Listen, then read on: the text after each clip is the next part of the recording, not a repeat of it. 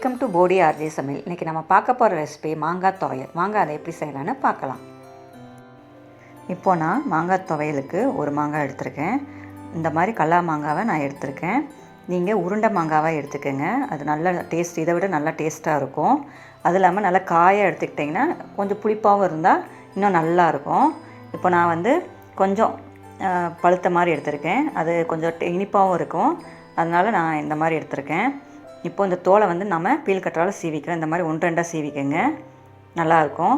மொத்தமாக சீவினாலும் நல்லா இருக்காது, தோல் ஃபுல்லாக போட்டாலும் அது ஒரு மாதிரி இருக்கும். இந்த மாதிரி 1-2 சீவி இந்த மாதிரி நான் எடுத்து வச்சுருக்கேன். இதில் நம்மளுக்கு 4 ஐட்டம் தான்.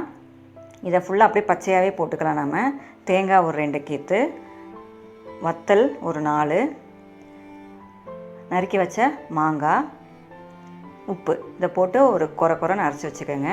அவ்வளோதான், பச்சையாகவே அரைச்சி வச்சுக்கலாம். அது நீங்கள் தாளித்து ஊற்றினாலும் ஊற்றிக்கலாம், கடுகை மட்டும் போட்டு தாளித்து ஊற்றிக்கோங்க. நம்ம தாளித்து வைக்கிறத விட அப்படியே பச்சையாகவே நம்ம சாப்பிட்டா சூப்பராக இருக்குங்க. அதோட டேஸ்ட்டு 2 நாள் வச்சு சாப்பிட்லாம். நீங்கள் கொஞ்சம் குறைன்னு அரைச்சி வச்சுக்கோங்க, நல்லா செம டேஸ்ட்டாக இருக்குங்க. கண்டிப்பாக இதை ட்ரை பண்ணி பாருங்கள். கம்பங்கூழ், கேப்பக்கூழ், நம்ம தயிர் சாதம் எல்லாத்துக்குமே இதை தொட்டு சாப்பிட்றதுக்கு சூப்பராக இருக்கும். ரொம்ப ஈஸியான டிஷ்ஷுங்க, 5 நிமிஷம் தான், ஆனால் சூப்பராக இருக்கும் டேஸ்ட்டு. கண்டிப்பாக ட்ரை பண்ணிங்க. நம்ம நெக்ஸ்ட்டு இப்போது மாங்காய் இந்த மாதிரி சின்னதாக கட் பண்ணிக்கோங்க. தோலை எடுத்துகிட்டு அதில் 1 ஸ்பூன் மிளகாத்தூள், காஷ்மீர் மிளகாத்தூள் போடுங்க. உப்பு கொஞ்சம் தூக்கலாகவே போடுங்க, அப்போ தான் டேஸ்ட்டு நல்லாயிருக்கும். இதை நல்லா மிக்ஸ் பண்ணி வச்சுக்கோங்க. நல்ல ஊற தான் டேஸ்ட்டு நல்லா இருக்குங்க, சூப்பராக இருக்கும். இது கொஞ்சம் காயான அந்த உருண்டை மாங்காவாக இருந்தால் உங்களுக்கு செம டேஸ்ட்டாக இருக்கும். இது உங்களுக்கு 4 நாள் ஆனாலும் நான் கெடாது, ஊற சூப்பராக டேஸ்ட்டு செமையாக இருக்கும். நம்ம எல்லாத்துக்குமே இதை தொட்டுக்க வச்சுக்கலாம்.